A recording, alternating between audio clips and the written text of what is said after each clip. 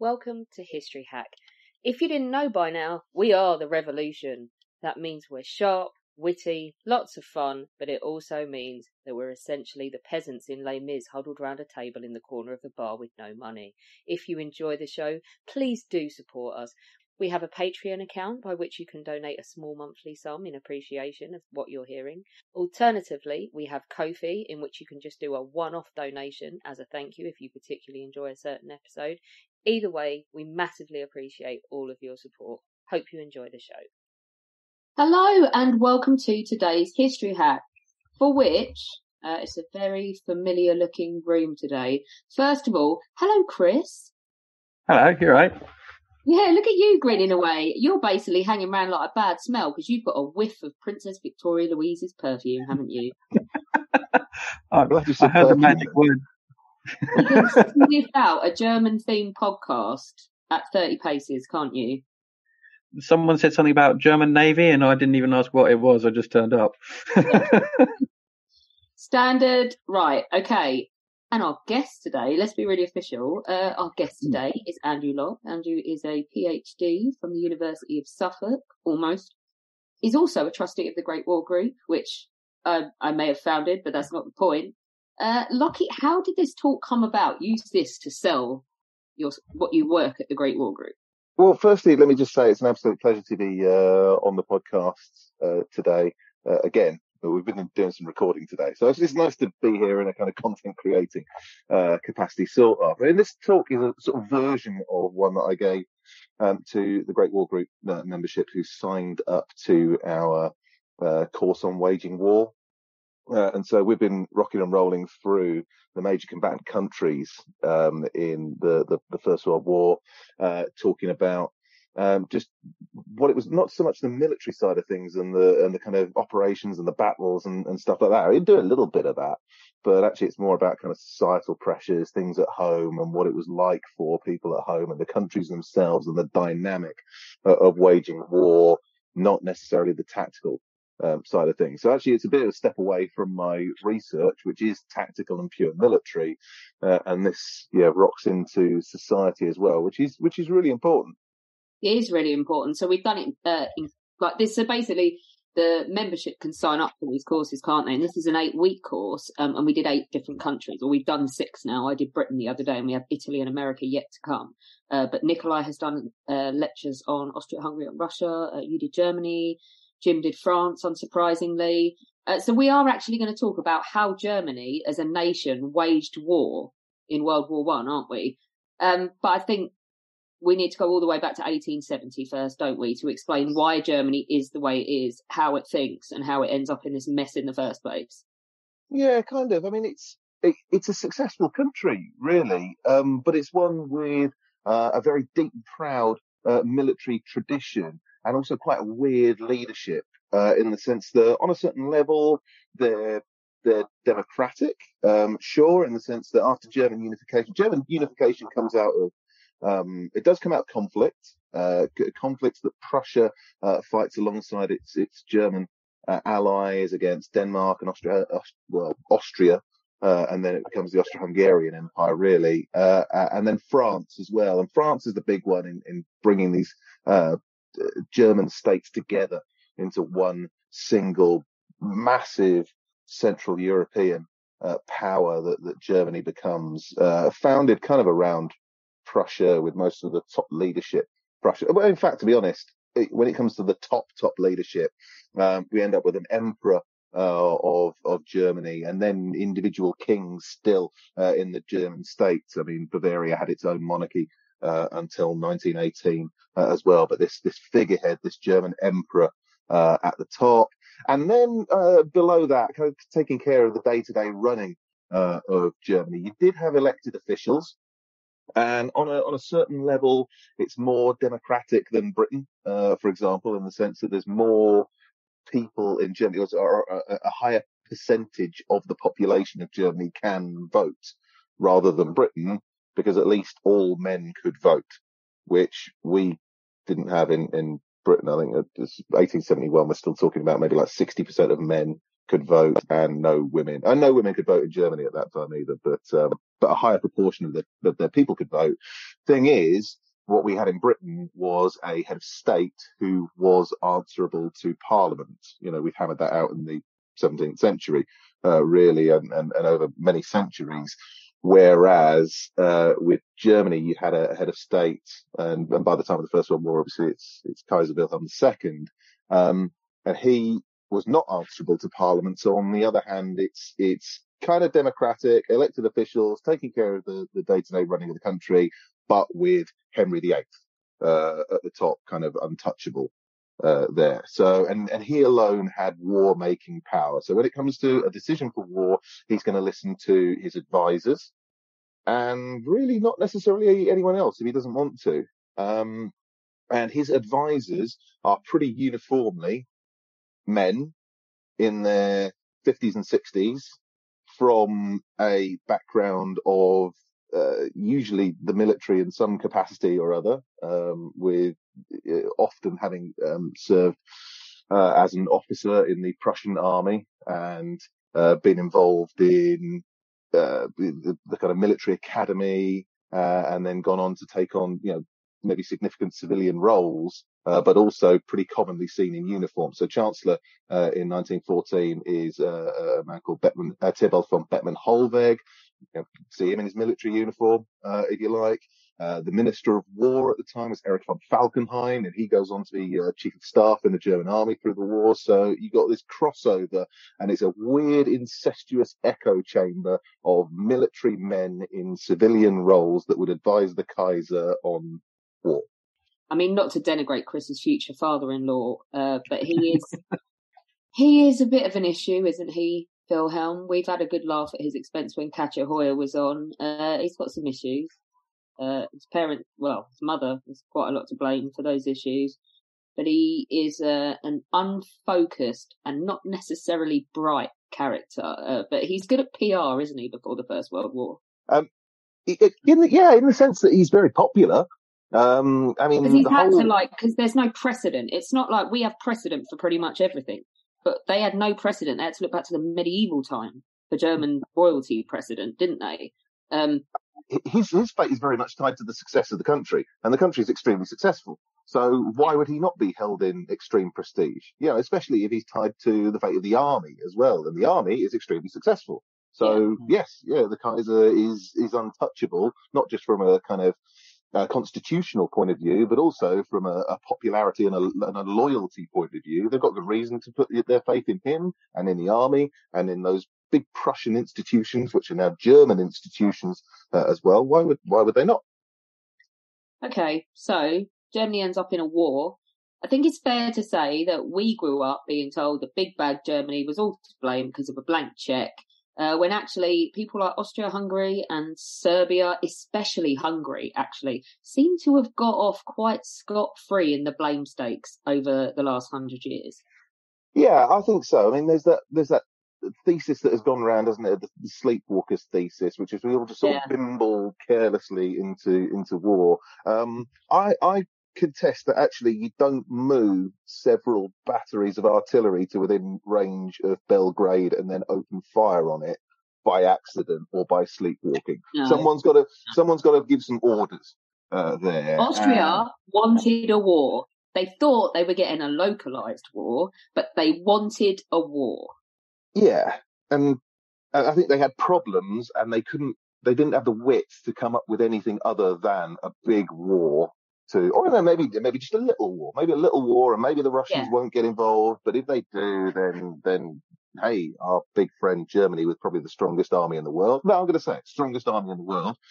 Germany had in backs, and they Hungary very much to blame for this, because Hungary doesn't want to improve matters in Austria-Hungary, you would have had to give better representation to more people. And Hungary are massively in opposition for this, because at the moment, it's only them and Austria. You make it a tri-monarchy with Slavs having their say as well, and Hungary misses out. So they are blocking a lot of what Austria might have considered prior to the First World War. Hungary have quite a lot more clout than people think, and that's largely due to the fact that they kind of controlled the food. Germany actually couldn't, is in the same position as Britain prior to the war, and Austria they couldn't feed themselves.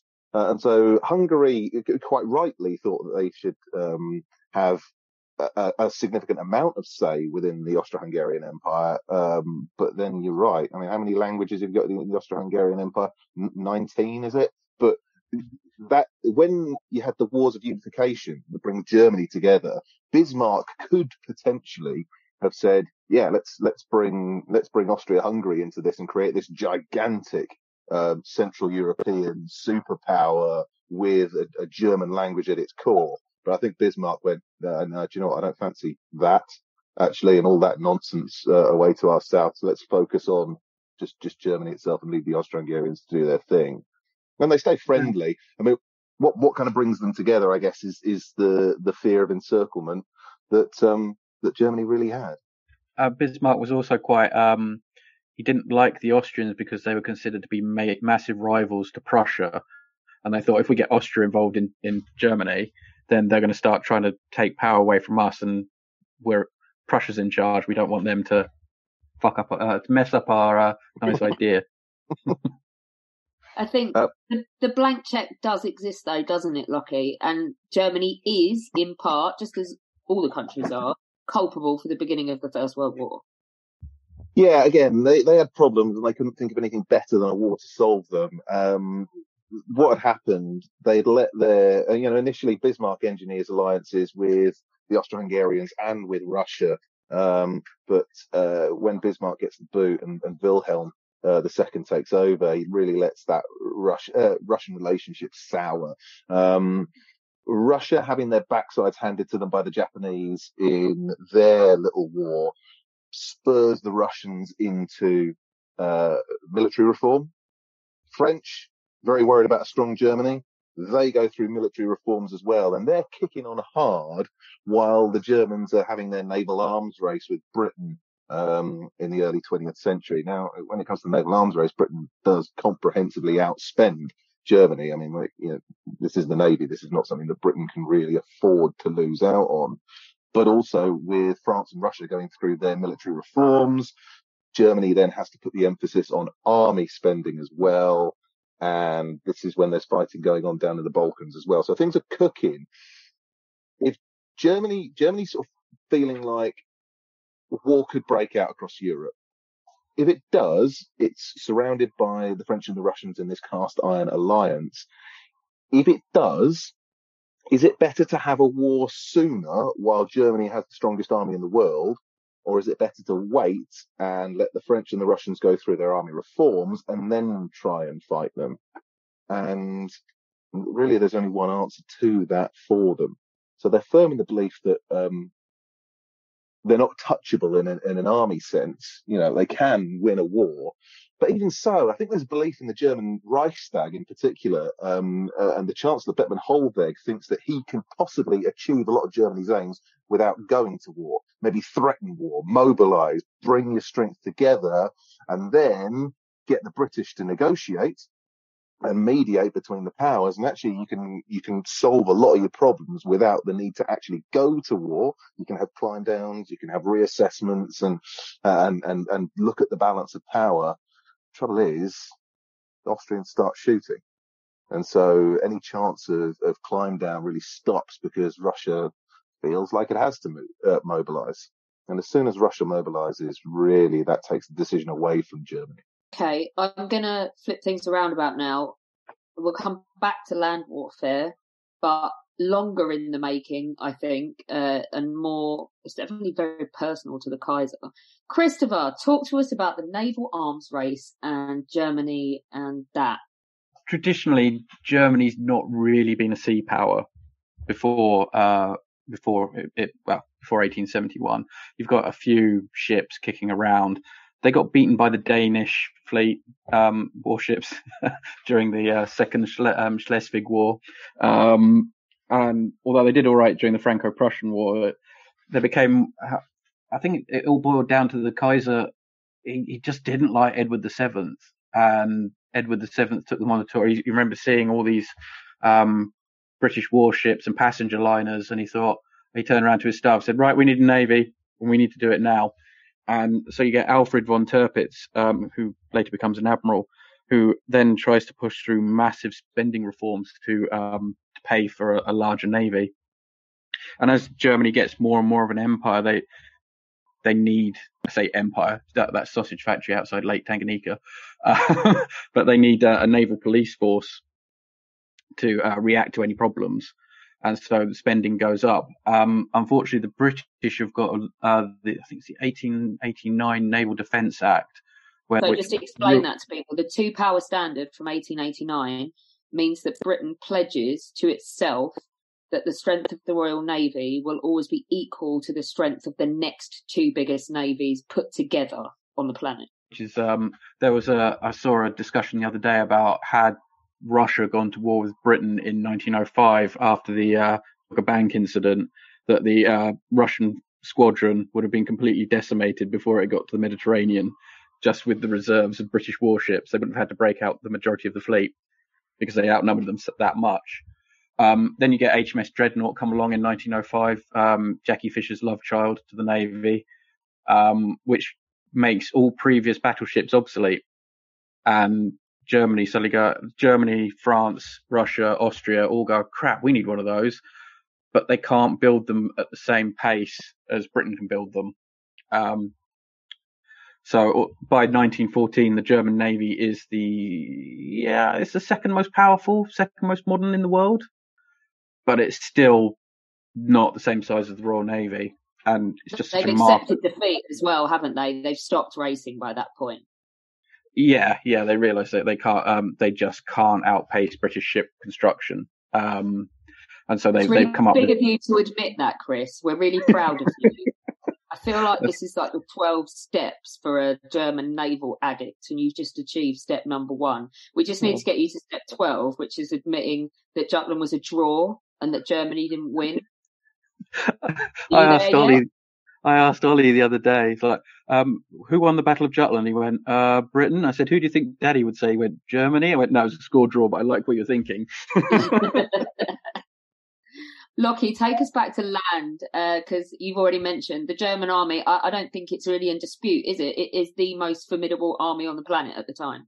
Yeah, in terms of sheer numbers, I mean, they can mobilise about 4 million men at the drop of a hat. They're kind of worried that by 1916 Russia will be better off, but there's always the issue of supply with Russia and transport, isn't there? Yeah, it's a fear that I think maybe has only really come into fruition in sort of 1943 to 45. This idea of a Russian steamroller. This podcast isn't about Russia really, but it doesn't quite happen as perhaps Germany feared in the First World War. And actually, their planning for war on two fronts was not to have a war on two fronts. Really, it was to have a quick war on one front, hold the Russians back with as little force as they can spare, really.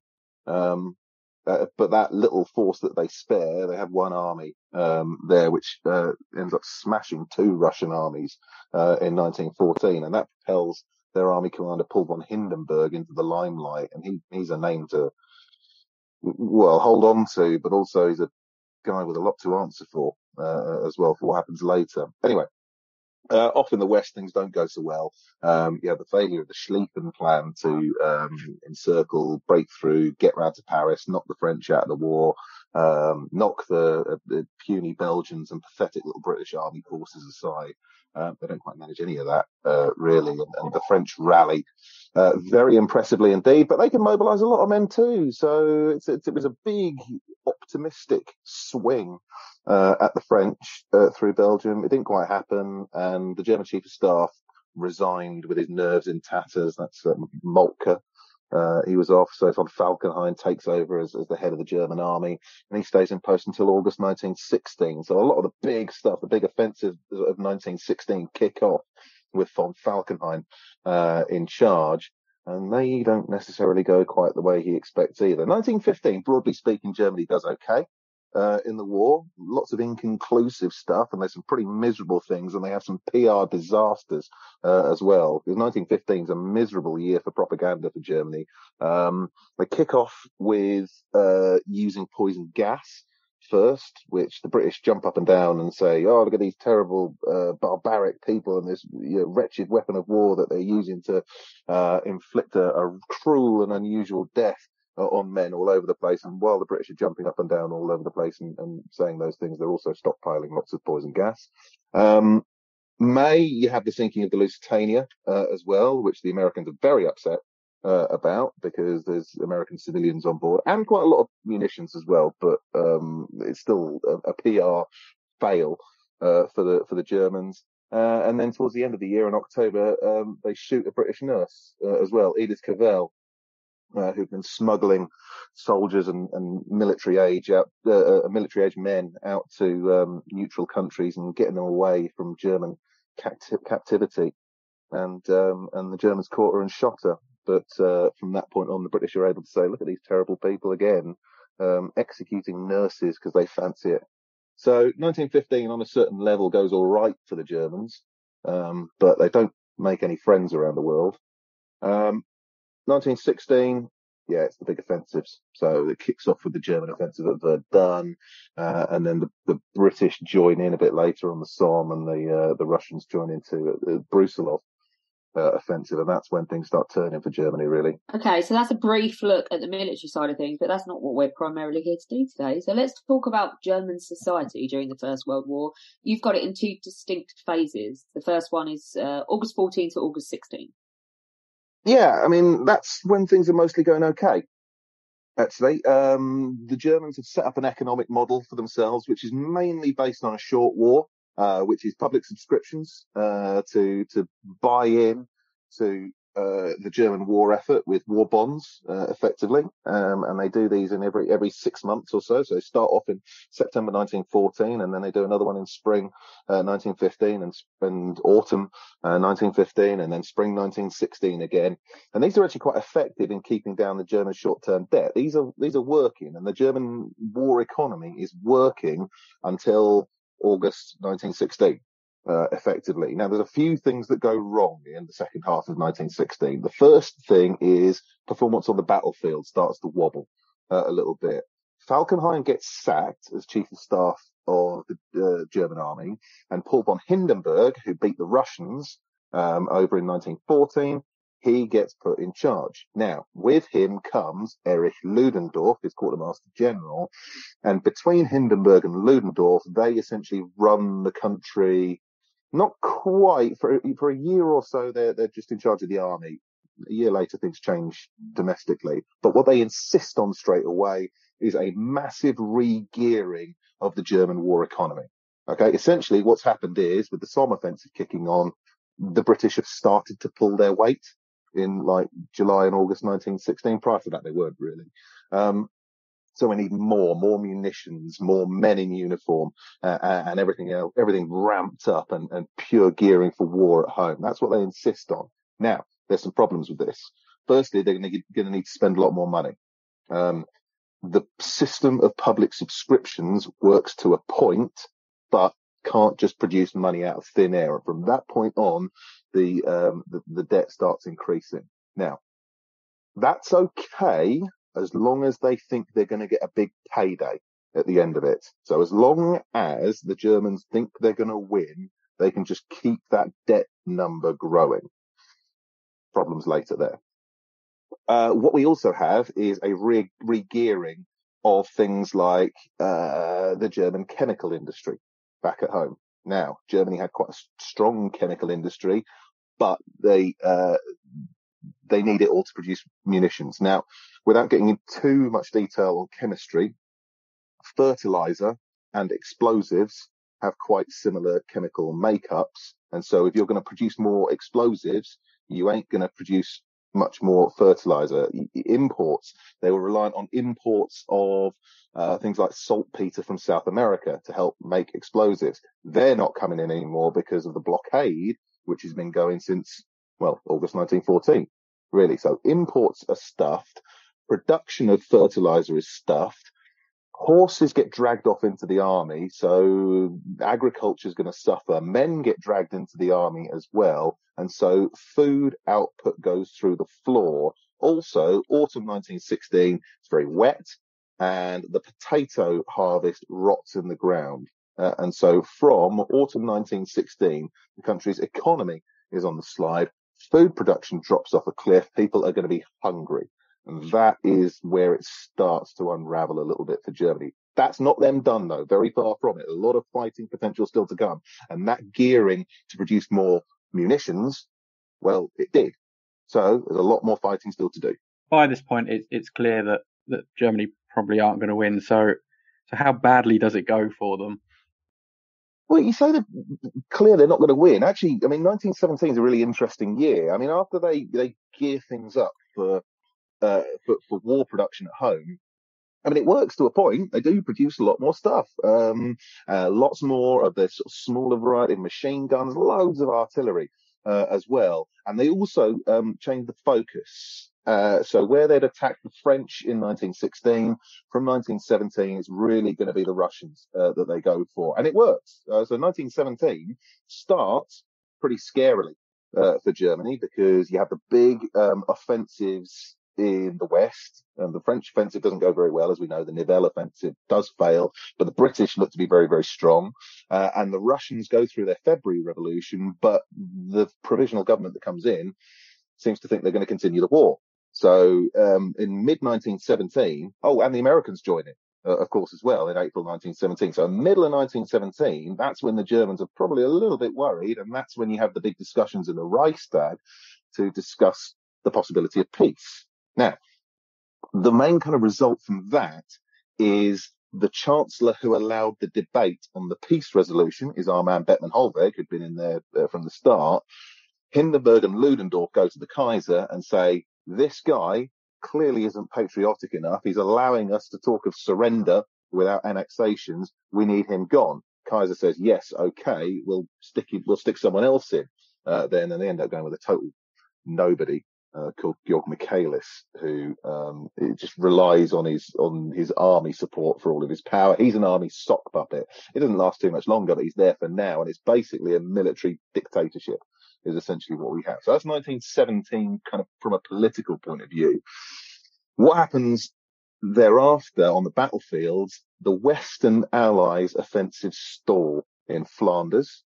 This is Third Ypres campaign, and even Cambrai later doesn't achieve what they wanted to. So you have the British army tangled in barbed wire and Flanders mud at the same time as the Germans are smashing the Russians again. So they force their way into the Baltic countries and capture Riga and smuggle Lenin back into Russia as well. And then you have the Bolshevik Revolution. So you have the Russians actually dropping out of the war. Now, it doesn't go quite as easily as the Germans hope in terms of bringing soldiers over to the West, but they can bring a lot. So having gone from a very low ebb in morale sense in the middle of 1917, and the fear that they're not going to win, or is going to really struggle to win, we get into early 1918.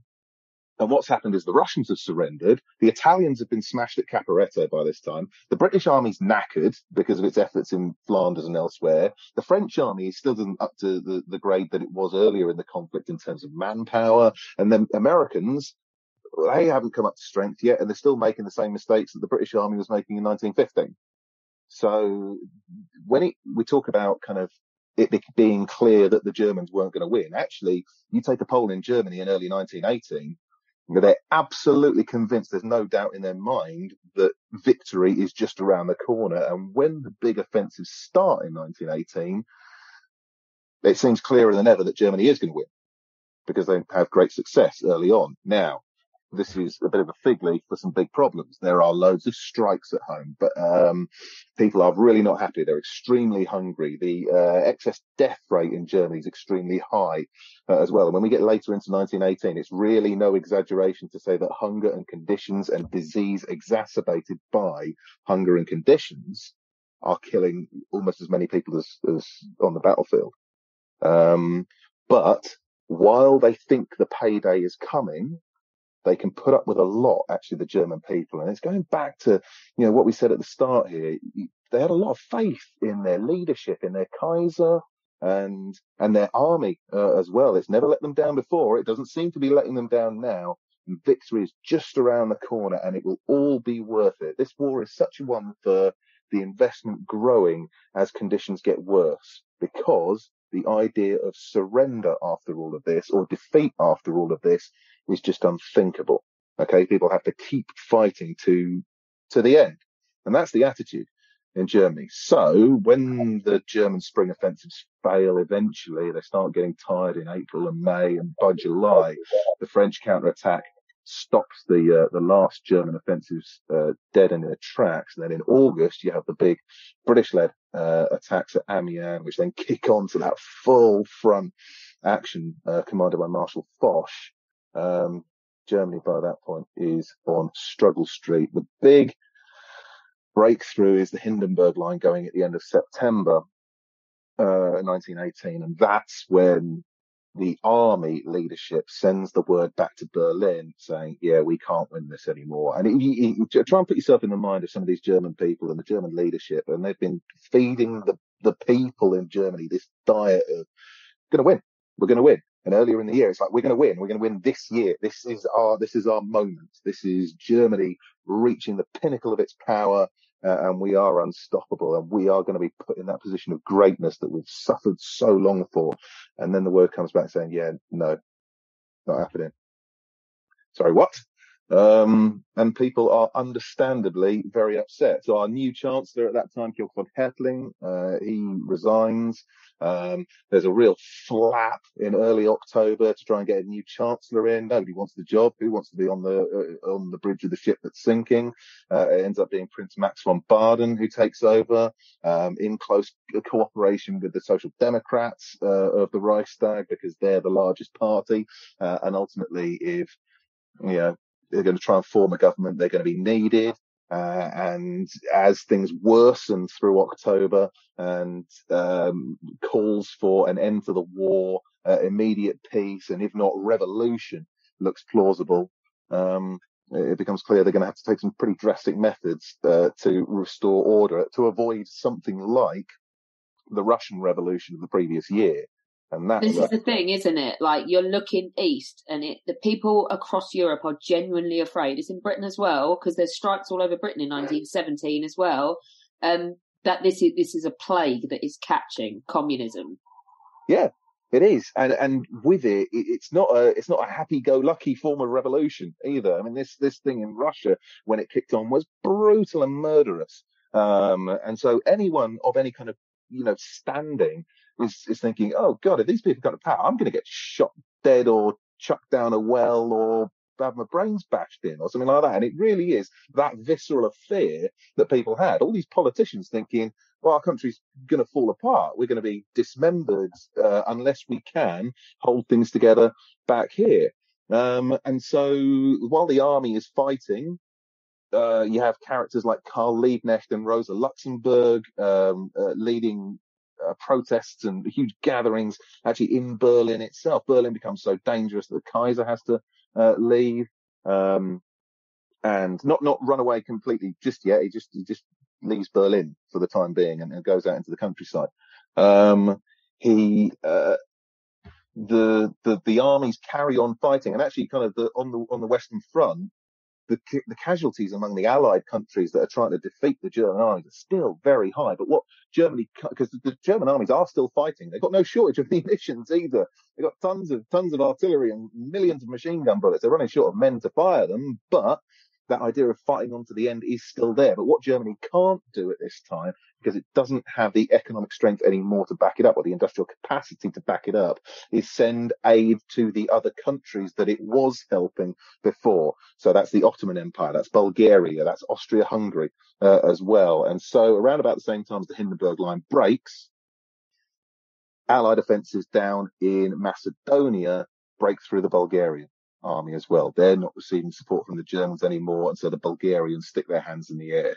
With that, the Ottoman Empire, with its northern flank now up in the air, says, hey, do you know what, we're done as well. And then the Austro-Hungarians, who had been trying to negotiate peace for some time by this stage, actually, separately, the new Emperor Karl really wasn't that interested in carrying on an horrible war.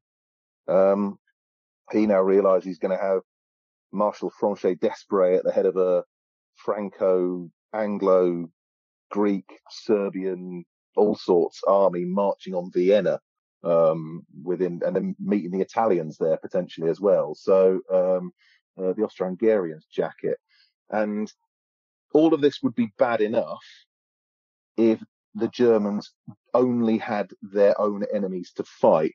What you have is discussions in Berlin as the Western armies are being marched back, the Eastern allies are folding. You've got conversations going on between the army leadership and the political leadership saying, can you keep fighting? You know, we're going to get some pretty harsh terms from the Western allies. Unless we can kill a few more 100,000 of them, then they might soften their terms up a little bit. And then we have the Kiel Mutiny. So on top of armies approaching from the south and southeast, their Western army being mauled by the British and French and Americans and even Belgians by this stage, they also have their own sailors jumping off ships with rifles and moving through cities like Hamburg and Kiel and Bremen. And socialist revolution fermenting in Berlin. So it really becomes a stage. Tell us what it looks like to a German on the ground. It must be terrifying. Well, yeah, complete chaos. I mean, by the time we get into early November, it is absolutely clear that the end is imminent. It's just a case of how Germany survives as a country after the inevitable defeat comes. Are we going to get some decent terms from the Americans? While they might hope for some decent terms from the Americans, are the French going to listen to them? Probably not. Well, this is the thing, isn't it? Because Woodrow Wilson has already made it very clear he's got this idea for a League of Nations. He's not really interested in vengeance and stuff. But tell that to the French. Yeah.